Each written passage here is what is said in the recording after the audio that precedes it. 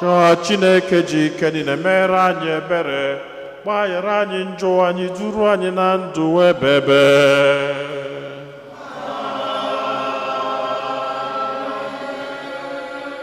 Otito dịrị Chineke n'enu kasị enu.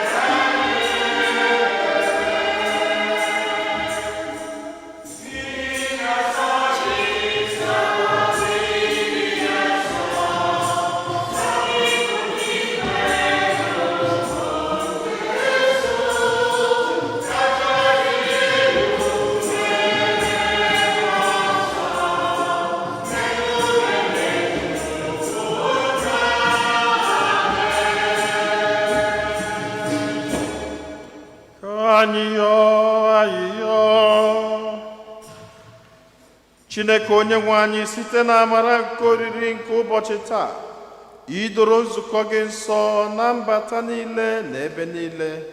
Biko mee ka mmụọ nsọ gị bịakwasa ụwa niile. Mgbe ahụ i nyere ụwa ozi ọma gị, ka i mere ka ike nke amara gị pụta ìhè. Anyị na-arịọ gị ka ime ka amara ahụ jupụtakwa ugbu a n'obi ndị niile kwere na gị. Anyị yọrọ nke a site na dị nwe na anyị Jesu Kristi nwa gị, onye gị na ya dị ndụ na-achị n'ịdịkọ n'otu nke mmụọ nsọ, otu Chukwu, site n'ụwa ta ụwa niile.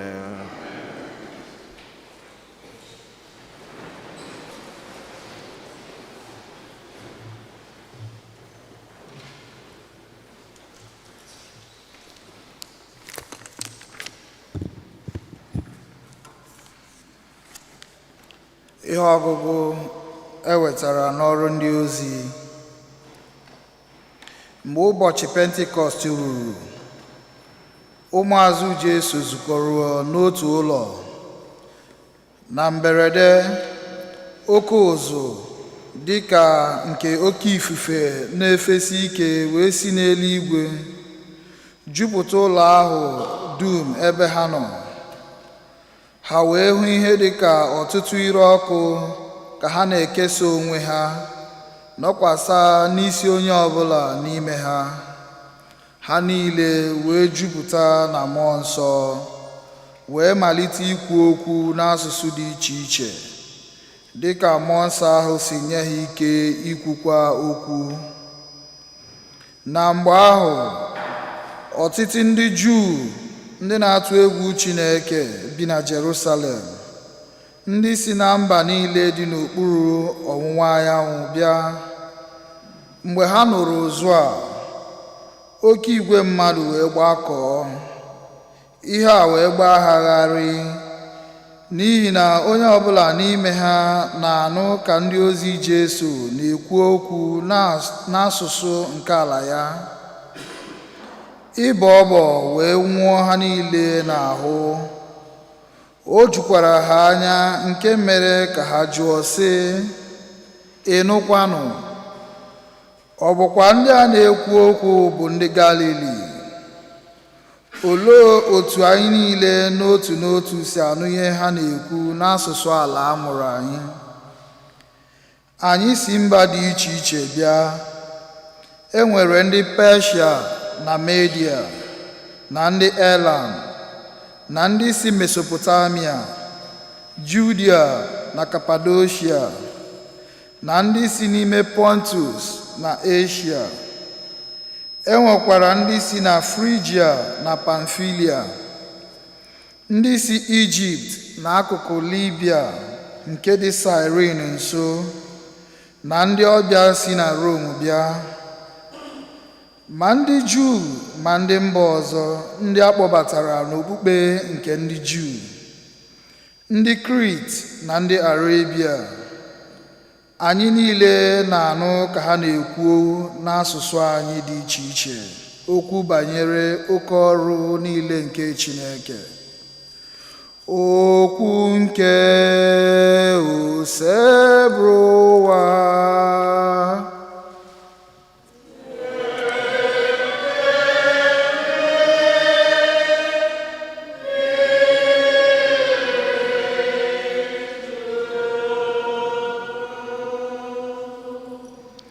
Onyenwe anyị, zidata mmụọ gị, mee ka ihu ụwa dị ọhụrụ.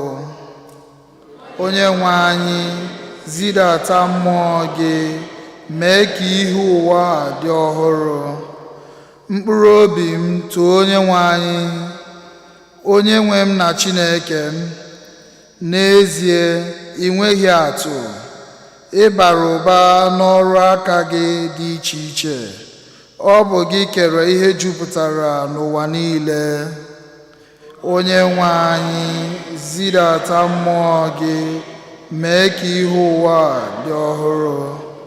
Ọ bụrụ na ị napụ ha ume ndụ, ha laa n'iyi, bịakwa laghachie ghọọ ntụ.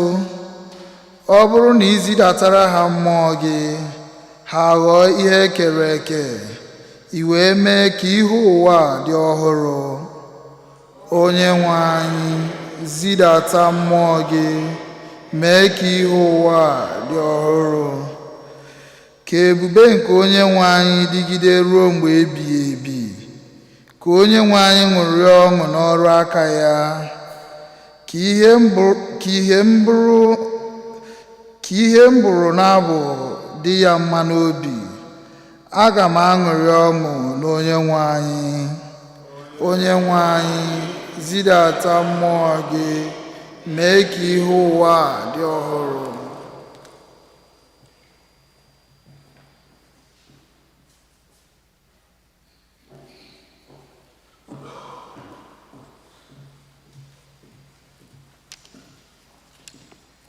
Ihe ọgụgụ ewetara n'akwụkwọ mbụ nke Pọl dị asọ degara ndị Kọrint.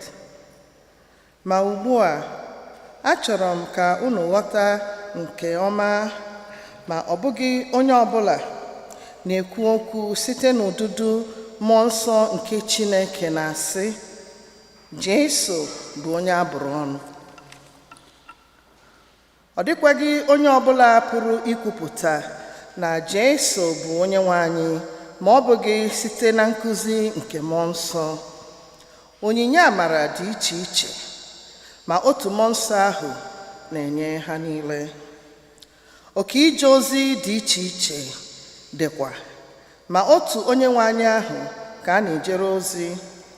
Ụdị ike dị iche iche dị nke eji arụ ọrụ dịkwa, ma otu Chineke ahụ na-etinye ike ndị a n'ime onye ọbụla iji jee ozi. Ọ na-enyekwa onye ọbụla amara igosi ike mmụọ nsọ maka ọdịmma mmadụ niile. N'ihi na dịka ahụ mmadụ si bụrụ otu, ma bịakwa nwee ọtụtụ akụkụ ahụ, otu ahụ ka Kristi dịkwa. Ma ọ bụ ezie na akụkụ ahụ mmadụ dị ọtụtụ, ma ha niile jikọrọ ọnụ bụrụ otu ahụ. Ebe ọ bụ na emeela anyị niile mmiri Chukwu n'ime otu mmụọ nsọ ahụ, anyị abanyela n'otu ahụ nke Kristi ahụ. Ma anyị ọ bụ ndị Juu, ma ọ bụ ndị Grik, ma ọ bụ ndị oru, ma ọ bụ ndị nwere onwe ha, emekwala ka anyị niile ṅụọ ọbara ya n'ime njikọ nke otu mmụọ nsọ ahụ. Ọkụ nke osebuwa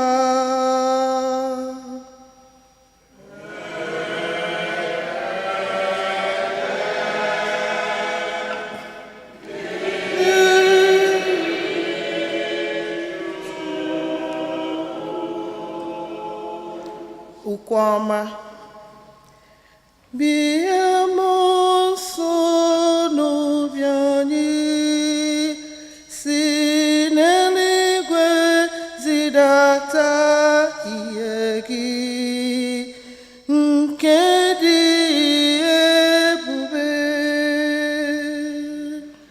Bịa nna nke ụmụ ogbenye, bịa aka na-enye onyinye, mụkasị n'ime obi anyị. Onye nkasi obi kasị mma, bịa leta obi ndị nke gị, ịdị ụtọ achọrọ gị. Ezumike ndị nọ na ntọali, ntụyi n'oge ekpemọkụ, ntasị obi n'oge nsogbu.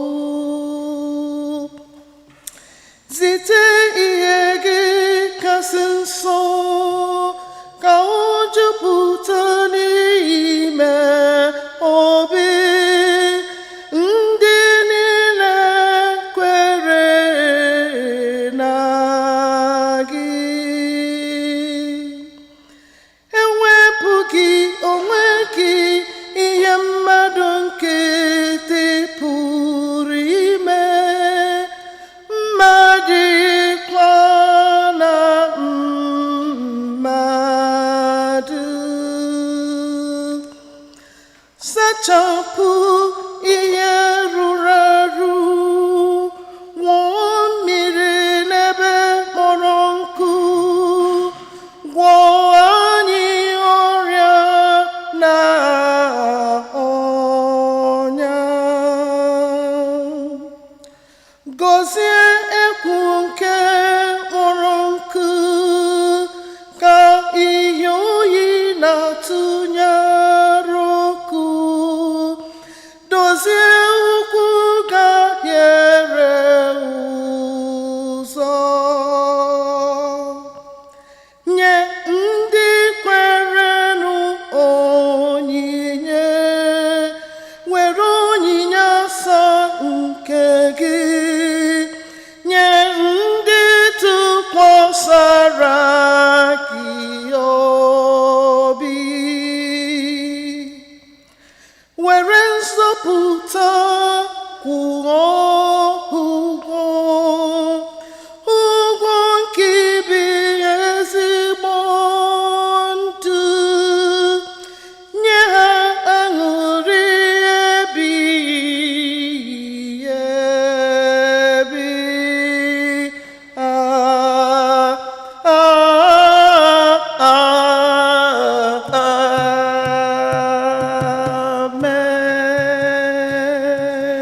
Amen.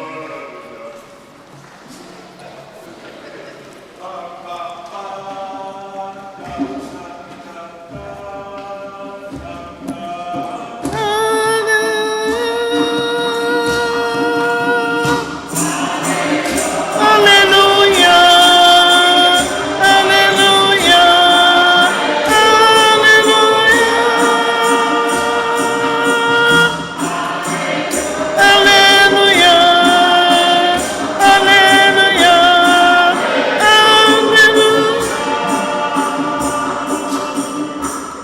Bịa mmụọ nsọ n'oju n'obi ndị kwerenụ, mụnye n'ime ha ọkụ nke ịhụnanya gị.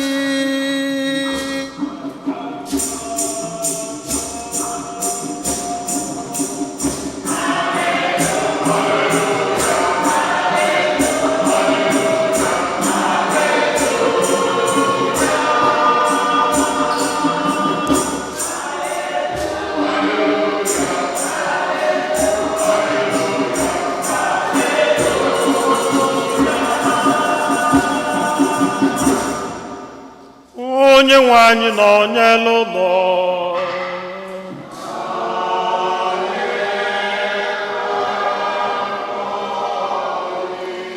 Ihe ọgụgụ nke ya si n'oziọma dị nsọ nke Jọn dere.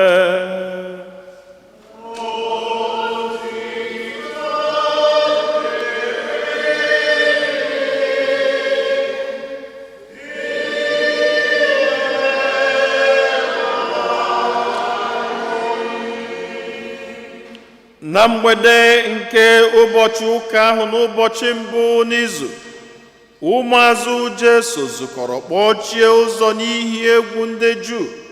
Mgbe ahụ Jesu bịara guzo n'etiti ha sị ha, udo dịrị ụnụ. Mgbe o kwusịrị nke a, o gosiri ha aka ya n'akụkụ ya. Ya mere ụmụazụ ya ṅụrịrị ọṅụ mgbe ha hụrụ Onyenwe anyị. Jesu wee sịkwa ha ọzọ, udo dịrị ụnụ. Otu nna m si ezite m, otu ahụkwa ka m si eziga ụnụ. Mgbe o kwusịrị nke a, o kusara ha ume sị ha, naranụ Mmụọ Nsọ. Ọ bụrụ na ụnụ agbaghara onye ọbụla mmehie ya, agbagharara onye ahụ. Ọ bụrụkwa na ụnụ ajụ ịgbaghara onye ahụ mmehie ya, agaghị agbaghara onye ahụ. Oziọma nke Osebụwa.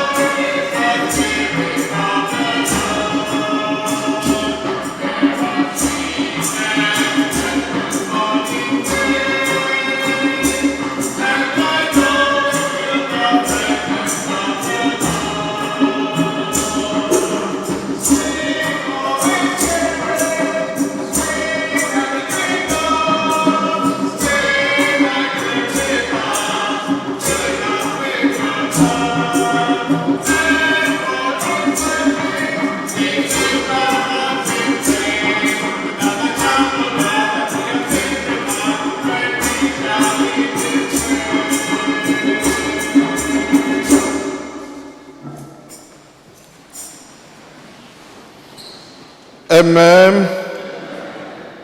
Todrenu Jesu onye jisi ike, onye gbakọta ya nụ.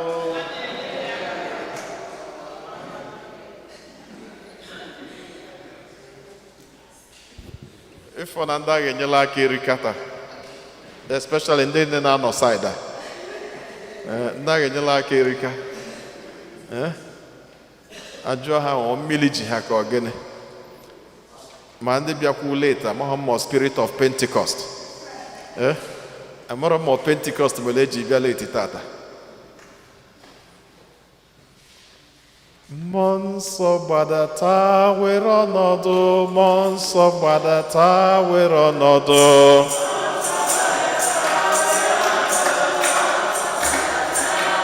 Eze n'igwe gbadata were ọnọdụ, Mmụọ nsọ gbadata were ọnọdụ.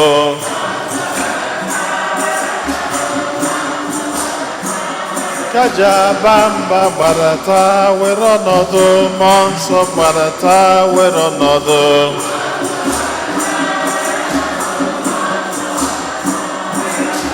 Chi anyị gbadata were ọnọdụ, Mmụọ nsọ gbadata were ọnọdụ.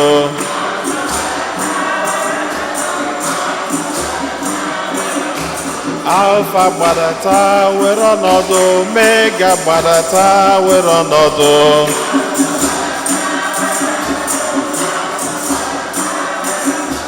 Chimo gbadata were ọnọdụ, Mmụọ nsọ gbadata were ọnọdụ.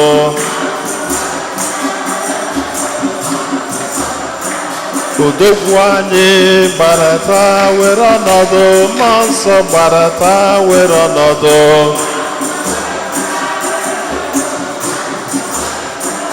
Kenji abamba gbadata were ọnọdụ, mmụọ nsọ gbadata were ọnọdụ. Were ọnọdụ, mmụọ nsọ gbadata were ọnọdụ, mmụọ nsọ gbadata were ọnọdụ. Mmụọ nsọ gbadata were ọnọdụ. Amen. Tata, ngwa nọdụ ebe ị nọ. Banye n'oche ebe ọ bụla ị kwụsị, mesịrị gbagọtaba. Ka m implement bazie ihe nkwuru okwe. Maka mgbe ụfọdụ nwere ike ikwu ose okwukwu ada anụ anụ until ime eme ka o wee banye okwe. Tata bụ Feast of Pentecost. Anụnụ n'anya ụnụ ga-afụ na ọ bụrụ etu a ka ọlta anyị na-adị okwe. Egwu chenjiri echenji. Akwadola akwado. Unu fụgasịa ọtụtụ onyinye mmụọ nsọ na-enye, gifts of the Holy Spirit. Nke mbụ si fortitude, nke bụ si wisdom, nke ịtọ si counsel, nke nọ si knowledge, nke ịsọ si fear of God, nke isii si piety, nke ịsọ si understanding. If you lack any of this, pray to the Holy Spirit. Enwe nke ọbụla ịchọ understanding, kpọba mmụọ Chineke sọsọ ya na-enye. Ịchọ piety, kpọba mmụọ Chineke. Ịchọ amamihe, the best of knowledge you can ever have is the knowledge that comes from God, because it is the knowledge of God. That is wisdom. Ịchọ fortitude, ịchọ counsel, call the Spirit. In the Old Testament, there are a couple of analysis or a couple of mentioning of the Spirit of God, but not as we understood it in the New Testament. Iji aga sị na mmụọ nke Chineke na ozugbo etechalụ Samuel, ozugbo etechalụ Sọl mmanụ, mmụọ nke Chineke megịnị bịabili n'ime ya. Ozugbo etechalụ David mmanụ, mmụọ nke Chineke banye n'ime ya. Mgbe akpọchalụ Samson isi, ụba akwa alịlị, ọsị Chineke na ya emehiego, mana ya achọghị amend ihe ọjọọ niile o mere. O jide aka na pila, mmụọ Chineke banye n'ime ya. And so ịbanye na Old Testament, ị ga-afụ ya, even mgbe Isaiah, which was replicated by Jesus, or say, the Spirit of God is upon me. He has sent me to bring good tidings to the poor. Na mmụọ Chineke nọ n'ime m. Mana abanyeze na New Testament, anyị nwebezie a deeper understanding of what the Holy Spirit is. And we started having a deeper understanding of the power of the Holy Spirit. And the power anyị nwa nwelo as ndị ụka. The first major clarity of the Holy Spirit, even though in the mgbe Mary jere visit Elizabeth, ọkwụnụ chetara akụkọ a niile, achọ ka nne weghara mind anyị ka anyị wee nwee ike na-abanyetụ obere. Mgbe Mary jekwu Elizabeth, then zute John. Ozugbo John zutere nwatakịrị ahụ n'ime afọ, he was empowered by the Spirit of God. Asị anyị na nwatakịrị nọ n'afọ Elizabeth mere gịnị? Nwebere ọṅụ maka ihe ọ fụrụ. Mana tupu mgbe ahụ, Angel Gabriel bịakwute Mary wee sị ya, na ị ga-adị ime, na ị ga-amụ nwa nwoke. Mary jụọ ajụjụ sị, kedu ka ihe a ga-esi welukwe mee? Ọ sị ya, that the Spirit of God will be upon you, and the child you shall bear shall be called the Son of God, because nothing is impossible with God.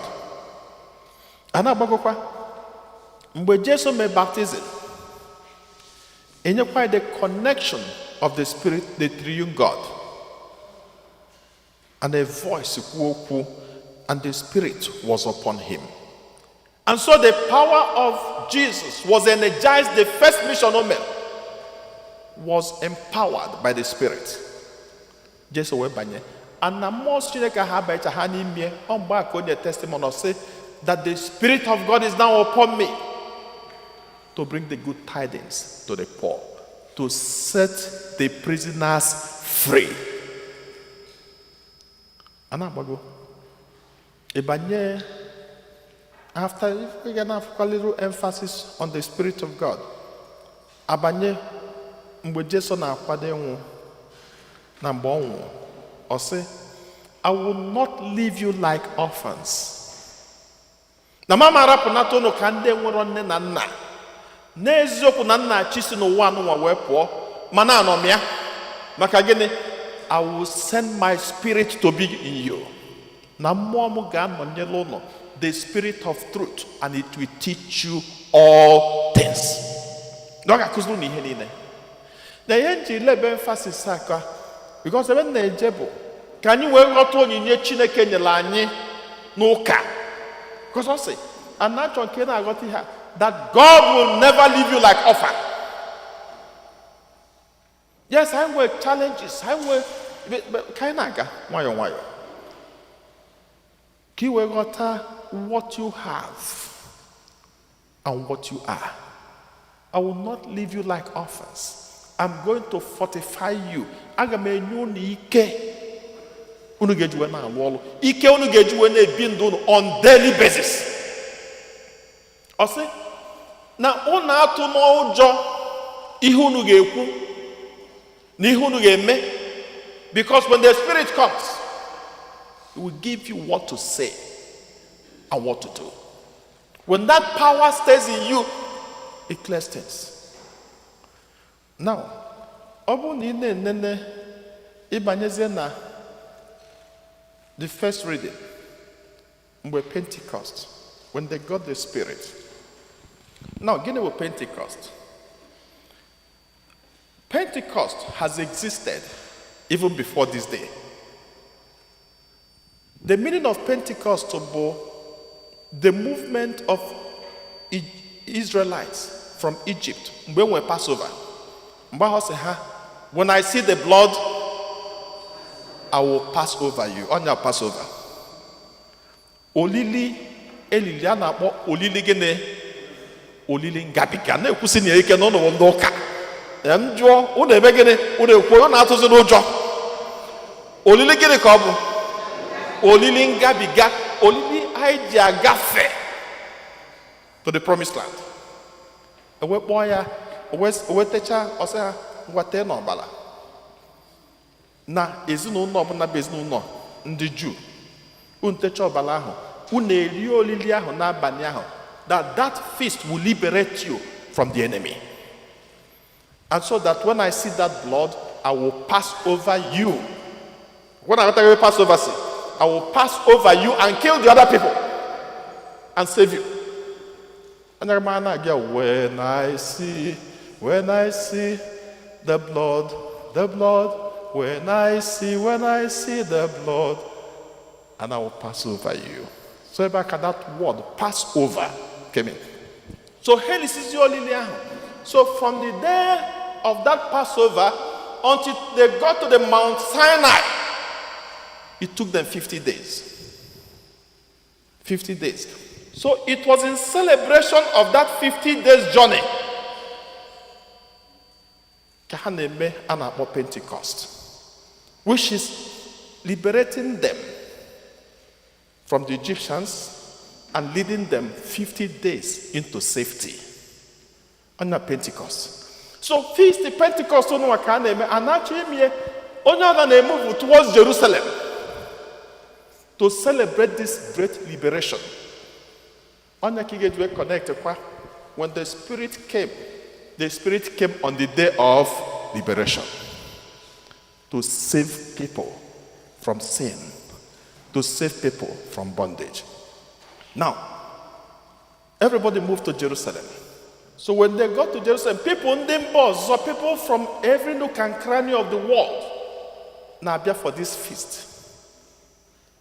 Onye ka iji wefu Arabians, na ka iji fu Egyptians, na ka iji wefu Libyans, na ka iji wefu ndị Cappadocia, na ka iji wefu ndị Phrygia, na ka iji wefu different parts of the world, including Africa.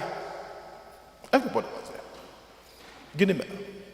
Ikuku mmụọ nsọ bịa, the power ọgbadataba, and made a huge noise. He said, kedu ihe o ji choose to do that on the day every part of the world on there? Ihe o ji choose ya bụ because it's a time of testimony.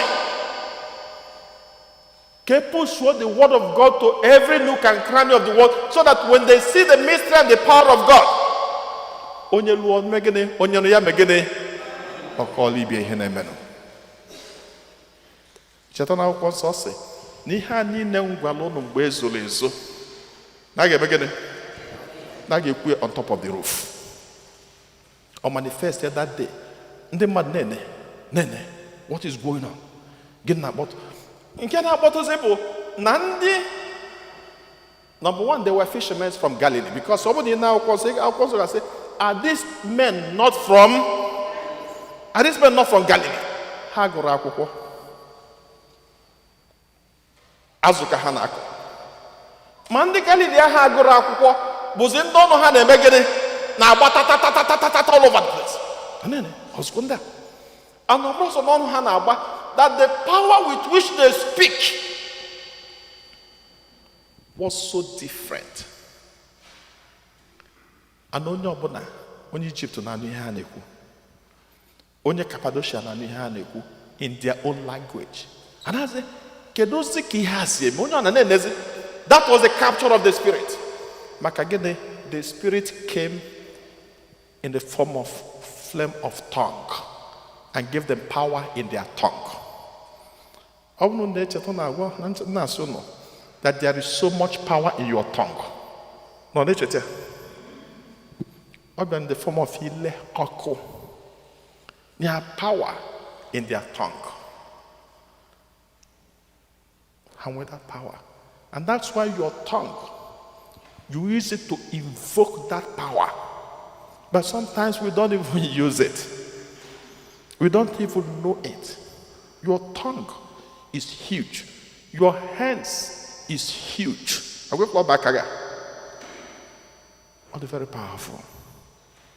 But sometimes we don't use it.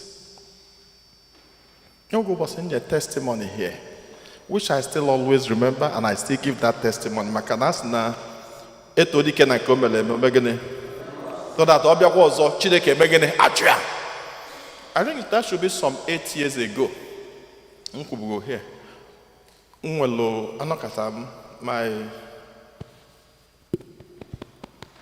My heart. Which I know I'm very athletic. But there's a really over step on the cooker. When I lay no. Nice again is a kinka. I will little step into you. Who's say, hey, again. The first port of call. Onyeki ejeku doctor. No, he ejeku chibu because you not try easy but you go to doctor. Oh doctor, which is okay, or it's part of it. Makana, but for the Chineke this na doctor megene a warrior. Onyeki doctor. Doctor nyemo the doctor gave me a patch. The moya tinya no bi amami a patch in blue room. Tinya no bi na before I got in a blood in a very bad way. Say at home. Balpa, Jacob and Kedog. Must made two for the blood. You like blood. Say again, we ain't Gabigo. But Jacob and Kedog say, I think this is not helping me, not like killing me. But it was my new experience with the patch. Doctor, don't use it again. Man, there is danger. If you have a one mother, it was mana onye ga-azọ kwesịrị efu arụ mana mgbe ịgwazi onye ga-azọ ụjọ bịa na arụ mgbe ọ na-onwe m amazi ihe ga-eme m na nketa ọbịa ti ya bịa na rapụ ma ma yuzukwo patch nke anya wasị mmetụzi aka ime na a ga-recommend nsi oke na nso look, I have not even used what I have. Nke dị na-achọ ihe ọzọ. So can you remember now? Can I resort to this power of the Holy Spirit? Can I do good from there? Okay. Remember na koka. Ma. Nse onye nwanyi na onye elu no na singing. Ba kam na de kale to azi Chineke no na yenda koleba. Wala kam tu waseba azi Chineke no na yenda koleba. Say Mary Magdalene. Oh, can you call within that week, within that month? I can accept one when my cousin the mother. I was going to procession. I can't do it. Oh no, they cook. I said, "Monday you could get on Dante." I cook when you make any. Yeah. And ne kwenyelum away from. Kwenyelum. Nancy onye wine on yellow. Onye wine megene. And no sikwazi ya nonyelo me kwetam no mergene no nonyelo. Oh, that's my own fate. Munya neme. Ananu. Nugidie. Meet at a point I started feeling better. Then eventually I was a doctor in him. Then after a while, I recommend them to one endo whatever it is, another endo. Na Manhattan, na NYU, na Langoon, na Manhattan. Kebe buchal, by bagamba is in Kelmesh. Buvagam ni mebe wano. Check it. Send every artery on a heart to get the marketer. I will take a zina. Wolo tata. And when they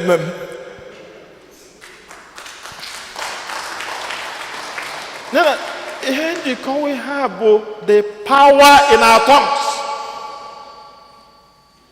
The power of God.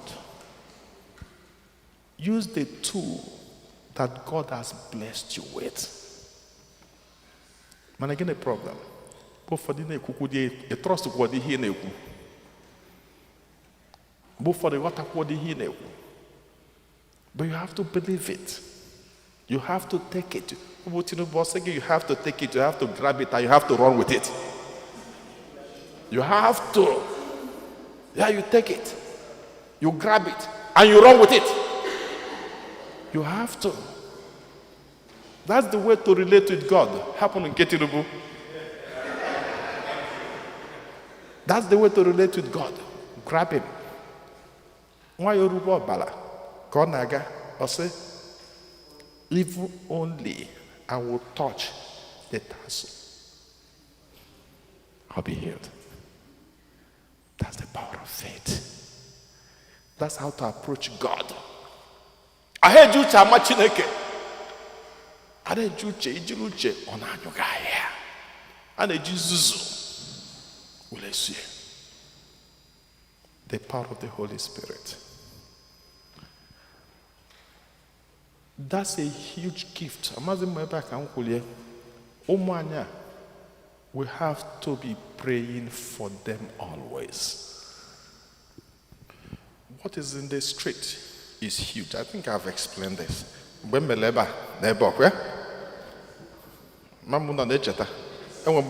is here and what is here. If they want to go back to school, don't just tell them, oh, when you get back to school, try to be a good boy, try to be a good girl. Okay. And then you go for provision, milk, bonvita, endomi etu a, cornflakes etu a, what's that? Garị etu edi na aṅụ garị. Ụmụ Amerịka ada aṅụ garị.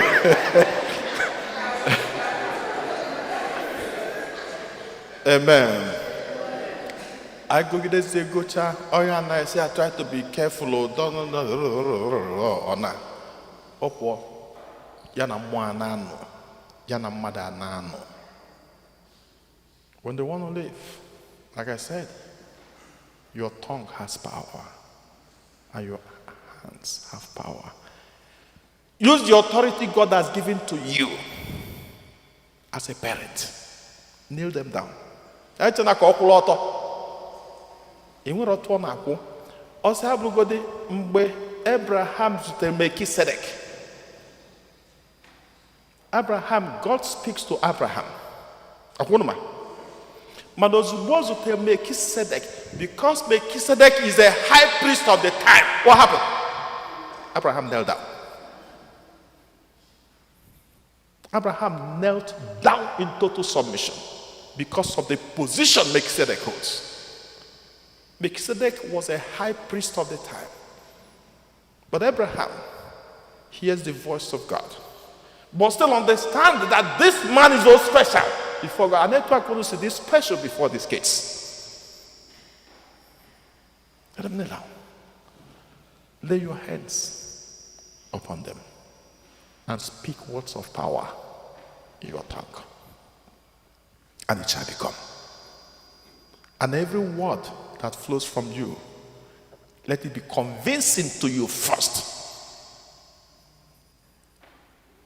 Let it be very convincing to you first.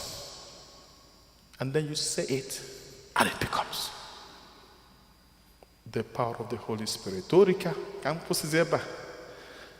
Maybe I be kwasa ndoze if you don't come ebe nkwuse. And now we could talk about forgiveness, we could talk about peace that the Holy Spirit could give. Talk about how to learn to forgive from your inner soul. Because there are so much we hold in. There's anger and you will go. That could be so depressing. Because one thing on Chokaigo, Holy Spirit does what is impossible. He does what is impossible. And that's why also got the evil spirit. Evil spirit. Holy Spirit. Two of them crash. The power of the Holy Spirit conquers the evil one. That's why because there is a spirit. I will give one testimony. The first time Obemon Sobialo here. The first time Mbatalia here. Na church that's a Mary Magdalene Biomelo prayers. The first time won't be America at all. In one family, this Mary Magdalene, the Benue, Kogi, either Kogi or Benue, but towards that side. I'm on a heavy go for years, Hamotaronwa, Manhaboron Igbo. But for some reasons, on the Saturday, the last day was Saturday, before Sunday, Kazokeba. So I just say, so for the young man, Kobia, because I announced it in the church, so he came. If you are Kobia, Kolonazo, I said, where's your wife? I said, she went out. And said, we're having these prayers, and your wife went out. Went out to where? Go bring your wife. Continue what I was doing. By the time I got back, after a while, probably he went out and called the wife to come back for the prayers. Father Naga. Nanya mo makanka nekwa bro asema so nya kan jene line date information. Nanya ke mere magic. Emekura magic nanya. And when he was praying, invoking the power of the Holy Spirit, he passed by that lady. He didn't touch. He passed by that lady.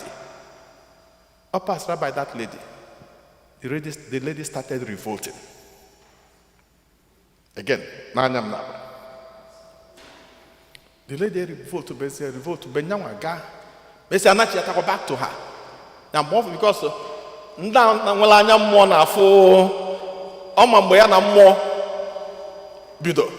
so he eventually got back to her and stopped. And the lady started revolting. Really revolt.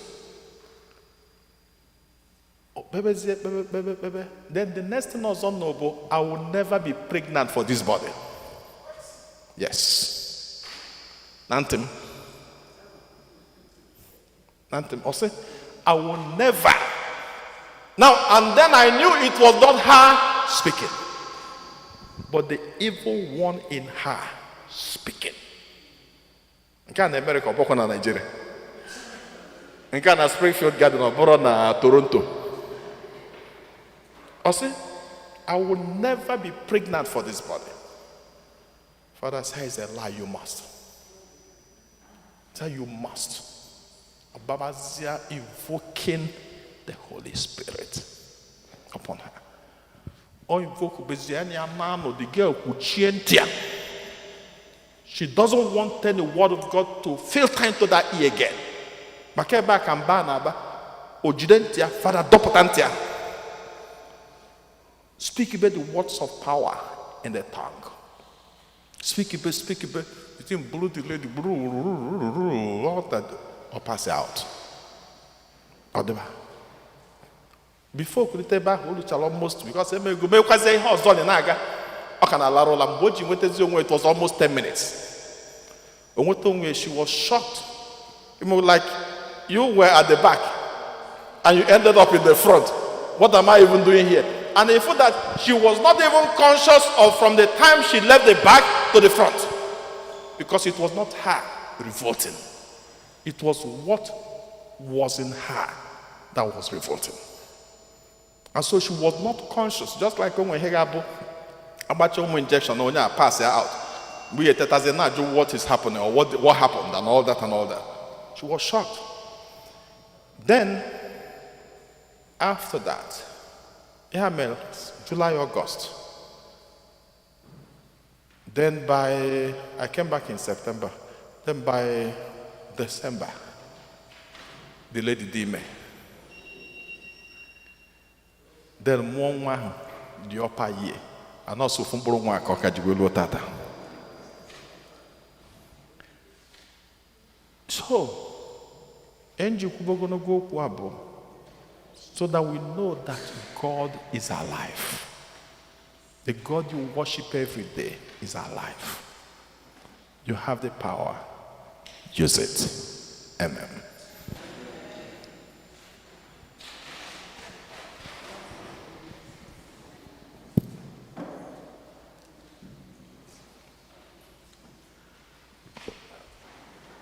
Ekwendo to Chineke.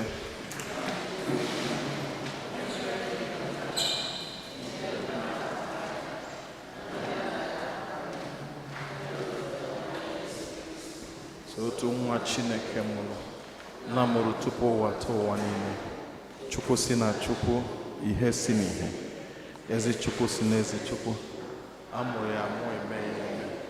Ya na nna bụ otu ihe. Ihe a ji bụrụ Chukwu.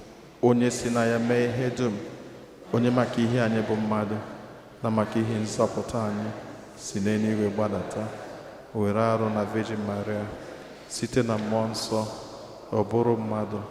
Abịa kpọgbuo ya n'obe n'ihi anyị n'oge ọchịchị Pontius Pilate ọta ahụhụ ọnwụọ enye ya o bilitere n'ụbọchị nke atọ ka akwụkwọ nsọ siri kwuo ọ rọgoro n'eluigwe n'aka nne m ọ ga-abịaghachi ọzọ n'ebube ya ikpe ndị dị ndụ na ndị nwụrụ anwụ ikpe onye ọchịchị ya na-enweghị njedebe ekwe na mmụọ nsọ onye nwe anyị na-enye ndụ onye si na nna na nwa pụta onye a na-esebụrụ na-etokọdo ya na nna na nwa onye si na ndị amụma kwuo okwu ekwe m n'otu nzukọ nsọ Katọlik na apọstọlik ekwupụta m otu baptizim nke mgbaghara njọ na m atụ anya mbilite n'ọnwụ ndị nwụrụ anwụ na ndụ ụwa ga-abịanụ. Amen. ekpele nke ndị kwelu mmadụ ịtọ ga-edu anyị na ekpele Chineke efula anyị n'anya ụmụ odibo gị agbakọta gị ọnụ n'obi gị n'ụbọchị tata anyị na-eme nnukwu mmemme nke anyị ji echeta ike nke mmụọ nsọ gị ka anyị ji aba mba ike na-anụrụ anyị ọgụ ike na-echekwaba anyị anyị na-ayọ ka iche ntị ma nụrụ anyị anya.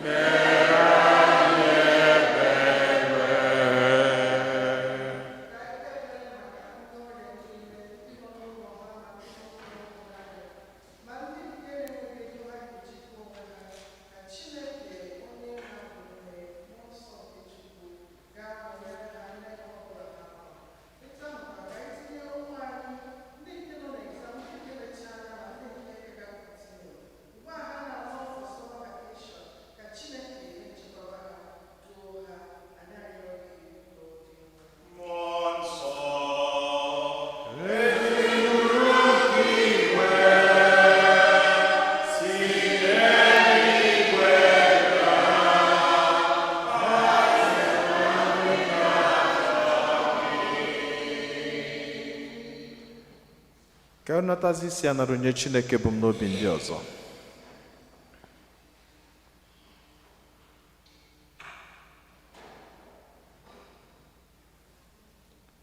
Chineke onye fụrụ anyị n'anya tata ka mmụọ gị dakwasara ndị ụmụazụ gị. Anyị bụ ndị ụmụazụ gị nke ụbọchị tata. Anyị na-ayọ ka ike nke mmụọ nsọ gị bịa dakwasa anyị niile, ka ọ na-achị ọchịchị na ndụ anyị, ka o meela anyị ihe ọbụla dị impossible in our lives to be possible, ka o energize anyị, ka o healụ anyị, ka o chekwaba anyị, ka o tie anyị aka n'obi, ka ọ na-akasị anyị obi, ka ọ na-edu anyị ọpụpụ anyị niile na mbata anyị niile. Anyị na-ewere onwe anyị niile na-etinye n'aka nke mmụọ nsọ gị wee na-asị, let your spirit come and take control in our lives through Christ our Lord.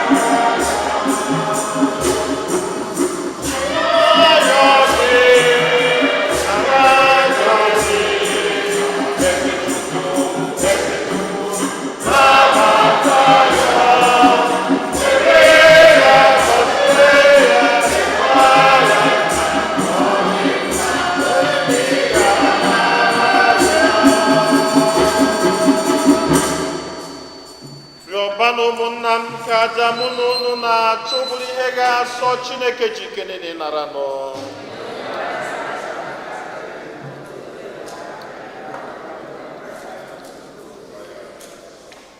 Onye nwe anyị biko were oriri nsọ Chineke pụrụ ime ihe niile biko nye anyị amara ahụ nwa gị kwere anyị na nkwa, ka Chukwu mmụọ nsọ wee nye anyị nghọta zuru oke n'ihe niile gbasara aja nke misa, were kpughekwara anyị ihe niile bụ eziokwu. Anyị yọrọ nke a site na Kristi onye nwe anyị. Onye nwe anyị nọnyelụ nọ.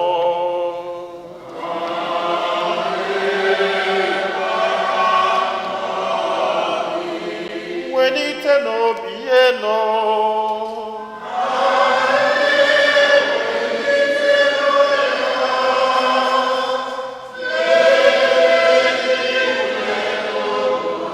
Ka anyị nye n'ụdị nwere Chukwu anyị ya ekene.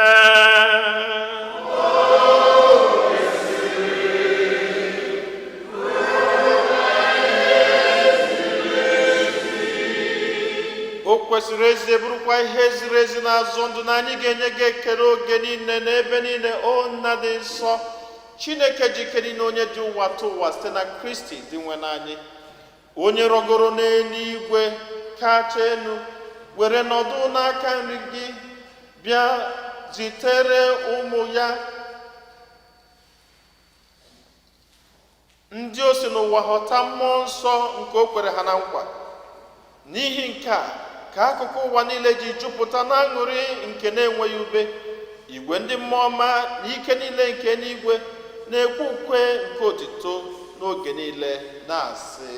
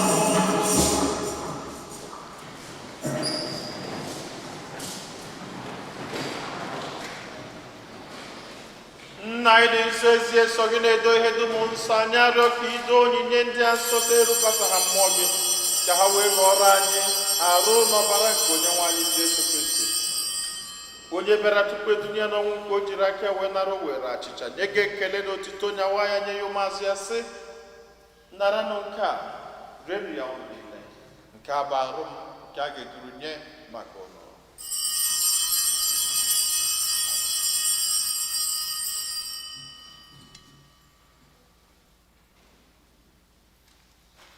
Otu akwa ka o sitere mee mgbe ha richara nri anyasị, o buru iko mmanya nyekwa gị ekele na otito, bunye ya ụmụazụ ya, sị: naranụ nke a, ṅụọnụ ya ọnụ niile, nke a bụ iko nke ọbara m nke ọgbụgba ndụ ọhụrụ dị ebebe a ga-agba ya n'ihi nna n'ihi mmadụ niile ka e were gbaghara njọ na-emenụ nke a na ncheta nke m.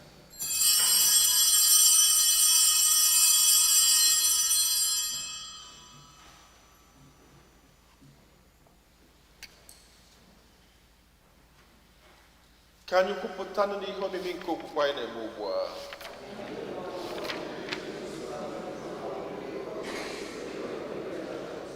Nna, na ncheta nke ọnwụ na mbilite n'ọnwụ nke nwa gị, anyị ebunye gị achịcha nke ndụ na iko nke nzọpụta. Anyị na-ekele gị n'ihi na ikwere ka anyị dị mma ikwuru n'ihu gị na-efe gị. Anyị ji ume na-arịọ ka anyị bụ ndị na-anata arụ n'ọbara nke Kristi bụrụ otu site na njikọ nke mmụọ nsọ. Nna, cheta nzukọ gị gazuru ụwa niile, menụ ka ịhụnanya gị jupụta ya. Gozie pope anyị bụ Leo na bishọp anyị bụ Robert na ndị ofe ọlta gị niile. Chetakwa ụmụnna anyị ndị ji okwu wee gaa n'ezumike nke ọnwụ. Kpọbata ha na ndị ọzọ niile nwụrụ anwụ n'ihe nke ebube gị. Biko mere anyị niile ebere ka anyị soro Virgin Maria dị ngọzi nne nke Chukwu na ndị apọstụl na ndị nsọ gị niile n'imere uche na wee keta ndụ ebebe. Ka anyị sorokwana ha na-eto gị na-edo gị ebube site na Jesu Kristi nwa gị. Ihe niile kere eke na-eso ya bụ Kristi, na-esikwa n'ime ya na n'aka ya, na ịdịkọ n'otu nke mmụọ nsọ, na-enye gị bụ Chukwu nna ji ike niile nsọpụrụ na otito niile site n'ụwa tụ ụwa niile.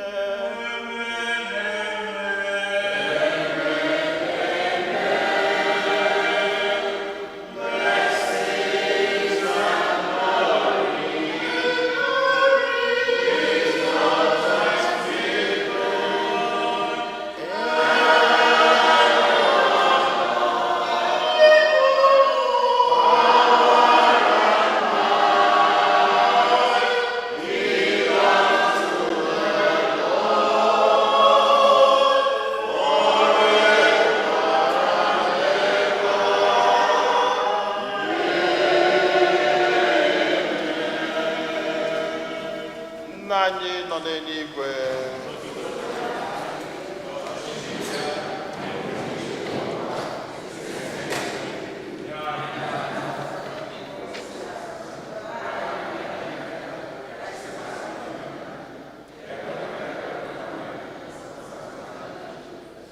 zọpụta anyị na-arịọ gị osebụrụ ụwa n'ajọ ihe niile, were ebere nye udo n'oge nke anyị site n'inye aka ebere gị ka a zọpụta anyị niile na njọ oge niile.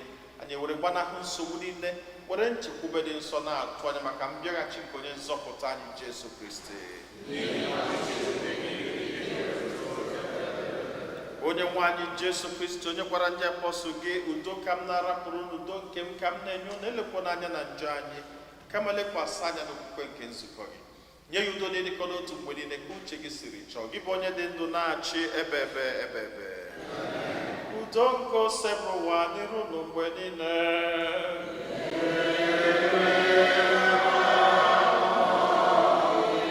Nyerịta n'onwe unu wee kene nke udo.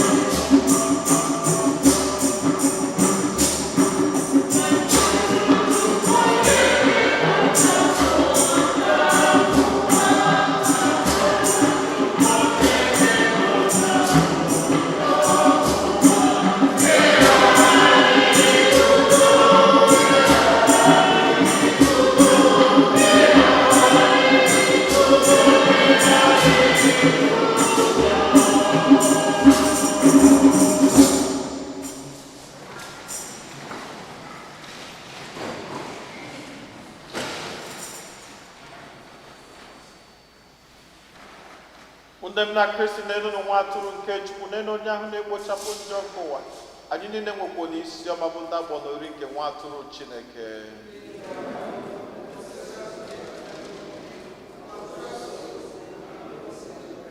Ka arụ n'ọbara Kristi chekwaba anyị niile wee rue na ndụ ebebe.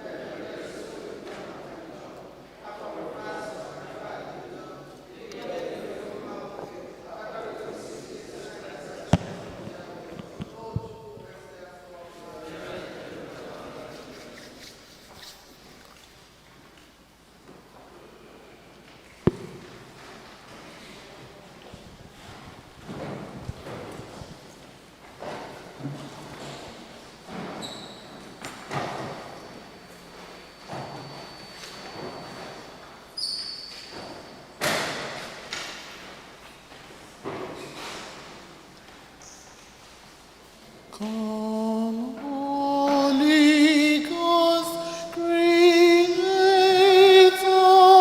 come from private heavenly throne. Come take possession of our souls and lay them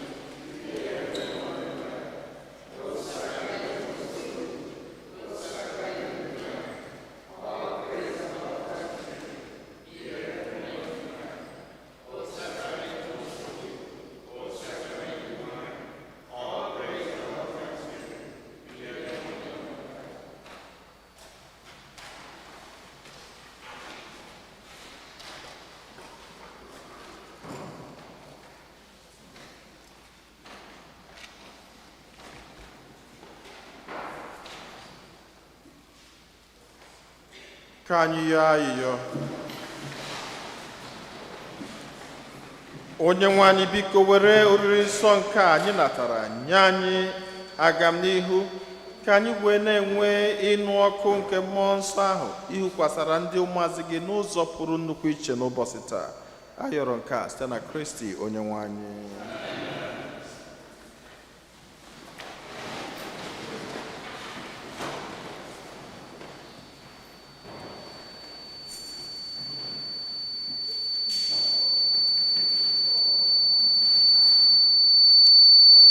Turn it up.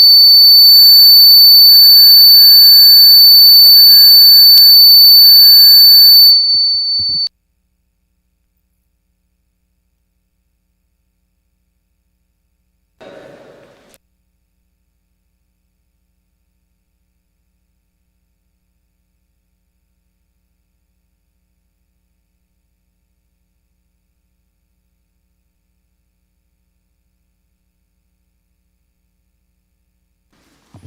Otodri Jesu. Second collection. Kele Chineke jayama mama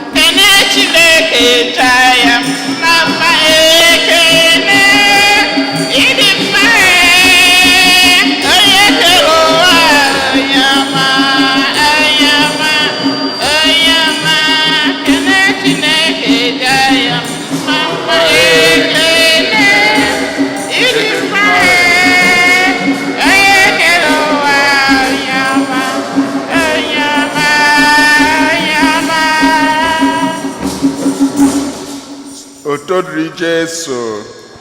Here announcement for the parish. Let us support the annual Catholic appeal. Our goal is $26,804, and together we can achieve it. Every gift matters. Envelopes are available in the back of the church. Thank you for your generosity. May is the month of our Mother Mary. We invite you to join us to pray the Rosary every Thursday after the 8 a.m. Mass and at 7 p.m. Bilingual. Confirmation practice will take place Wednesday, May 27th and Thursday, May 28th from 7 p.m. to 8 p.m. Please be on time.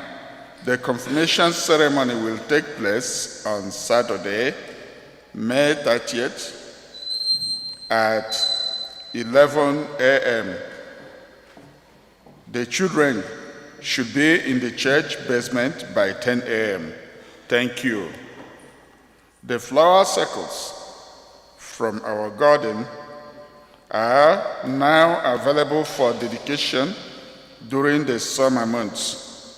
The minimum donation is $30. We have 45 circles available. To reserve yours, fill out the form in the bulletin. The parish office will be closed on Monday in observance of Memorial Day.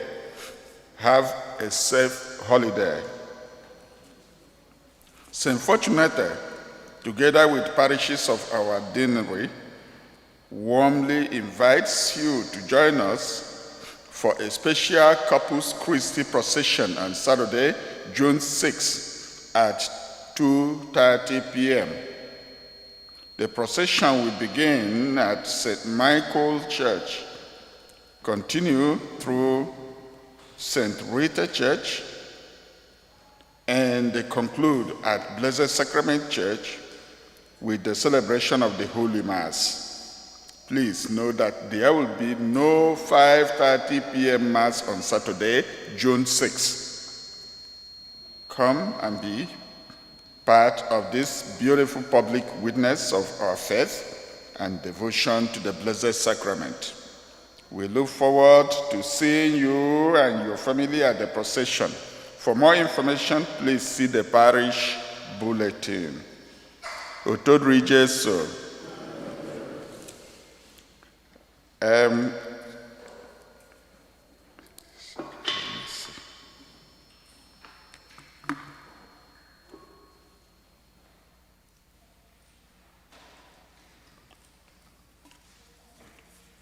Biko, next Sunday, Gao 30th of May, I get with some of our parishioners get with celebrations. That Sunday, Gao the Aneke family, Chid and Lovette, they would like to Agaheme, Ogawudi, I think 24th, let me see. 24 years wedding anniversary. So they're inviting you all to join them at the Holy Mass here on Sunday.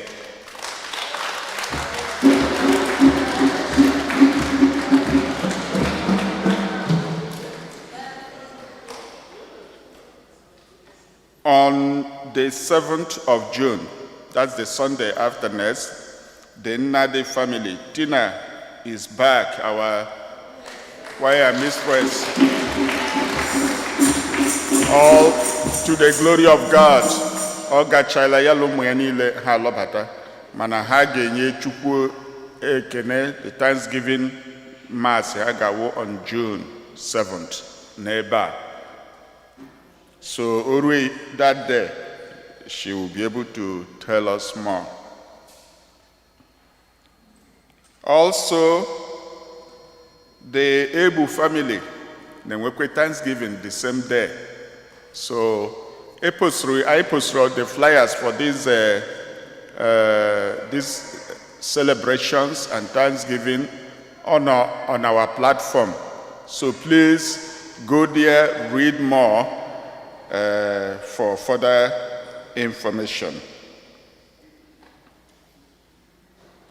I think Father will talk about that a little later. The bishop, his bishop is coming. He mentioned it before, but I think before the Mass goes over, he will be able to explain to us more.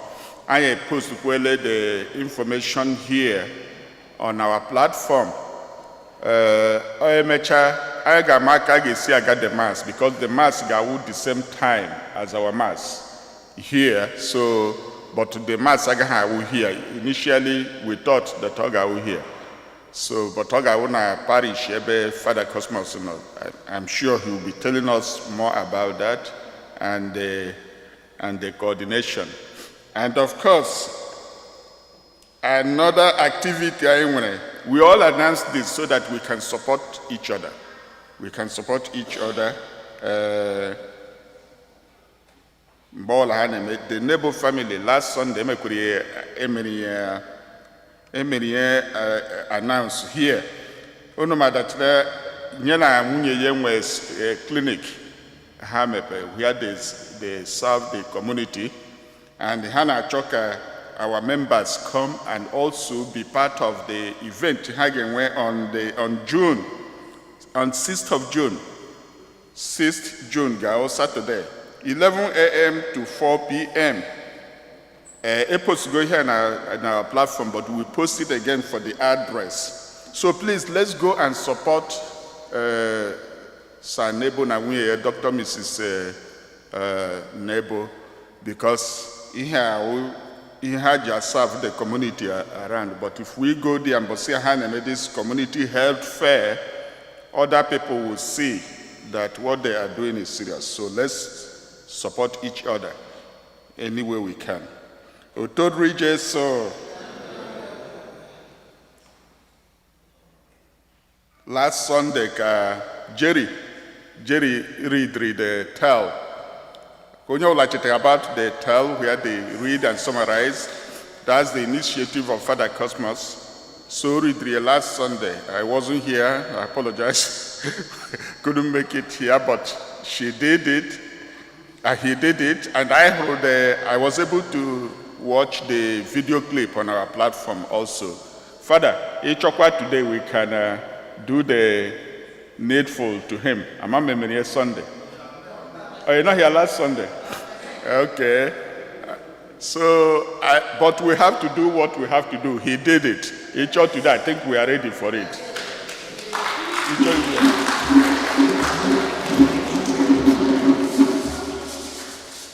So, Jerry, you're not here today. Is he? If he's here,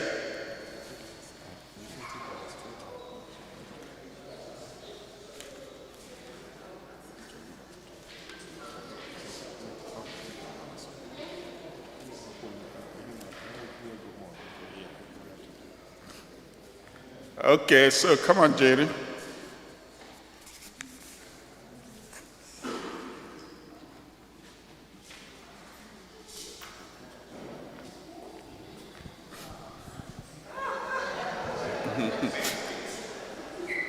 Oh my goodness, the one kucha now. Eh? You see how tall he has become. Look at that. So, all right. So, congratulations. I saw the clip. Unfortunately, I would have loved to be here. Are you prepared to give more today?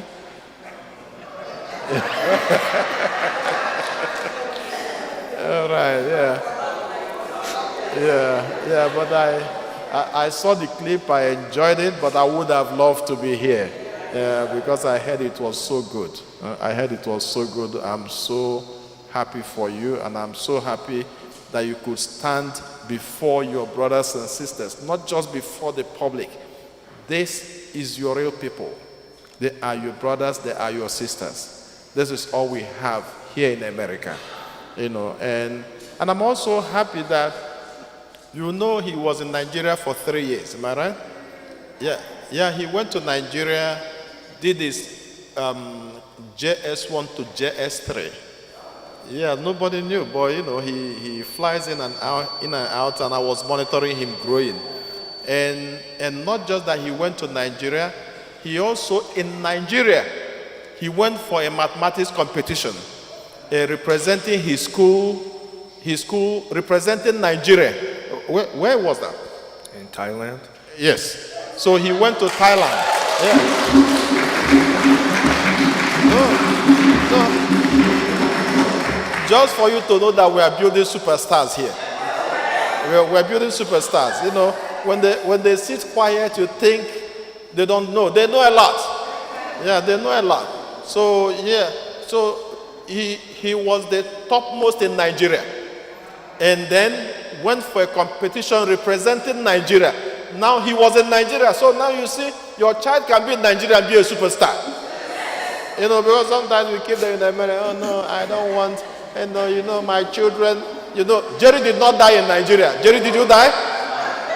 And he loved it. In Nigeria, he received communion. In Nigeria, he became an altar server. In Nigeria, he became the first in mathematics. In Nigeria, he became everything.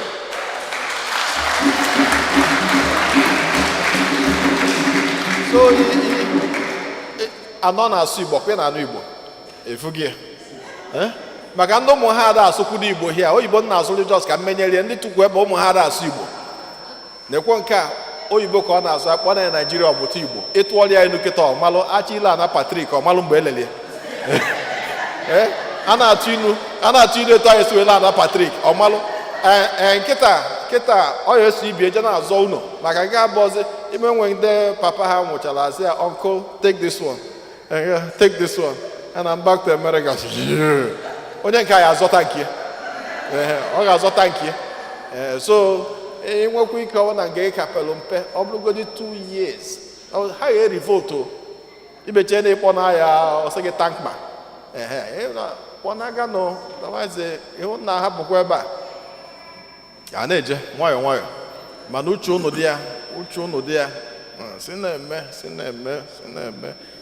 hapụ ifu na ha anyị amụchalụ ndị Amerịka nwa anyị amụchakwa na ndị Amerịka nwa nwezikwo nke anyị ji biko so uche onye ọ na-dị onye ga-emenwu ya mee especially onye nwere ezigbo mmadụ ga-enedonwulie ya anya maka ọba problem onye nwere onye ga-enedonwulie ya anya ana ụfọdụ na-eme ha gbana Naijiria ha gbanabịa na Abuja ịkpọna ya na Abuja isi mkpi ka dịkwa na akpa mkpi mana onye ime ebe akpanarị Ọka ọ na-ana Igbo gọgọ ruo ebe ahụ apịa ya ịtarị they wipe your butt, Kamara. That's the way it goes. That's the way it goes. They gave it and I remember my little baby. my baby who is now a superstar in St. John's. She's in St. John's. I remember when she was in Nigeria, I fought a lot of wars with her. But she's now a big girl and so happy, and I'm so grateful for her too. She's a superstar too. Yeah. So congratulations. We appreciate and we give you this little gift for your wonderful rendition last Sunday. Thank you so much. Thank you and God bless you. God bless you. Thank you. Thank you.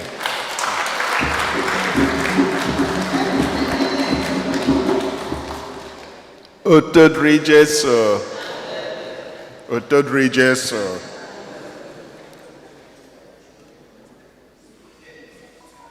because after all the announcements, support, there are two different programs for our children. Ndikego ihe ọgụgụ n'Igbo at the end they now carry the last Sunday of every month. They control everything in Emenoka, including reading. But only imehago n'Igbo.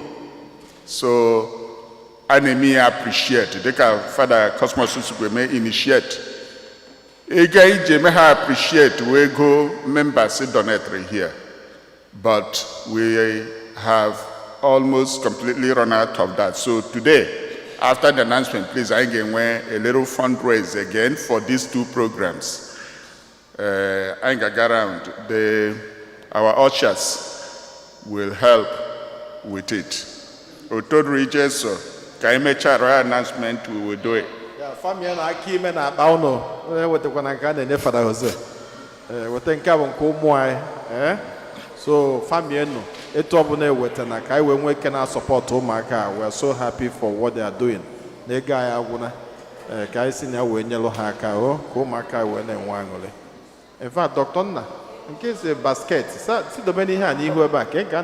okay, we can do it right now because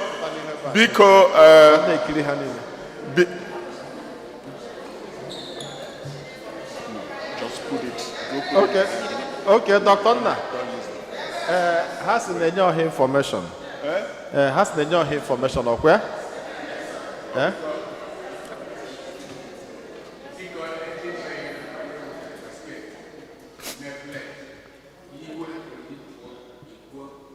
Oh. Because they can make us joke where a chunk can use a basket. On your again to Biko, a chunk can use a basket. Call already can collect a gonna church where poor. So I gaga round. Only all the may pledge. I akunye in Otesha Kunye through our financial secretary. You don't have to give the money now. Because all nine collect here. And then it will be a camera neighbor. This is a go church. So because I may donate $100 for that. So can you be there? On our like we here where you can you our ushers because be there back, go around. Can I go around? Who?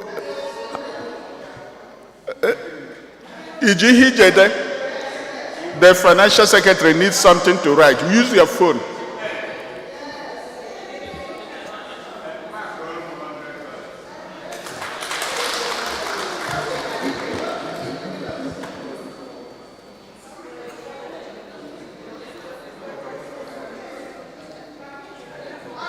Biko, onye ọbụla ma that this is a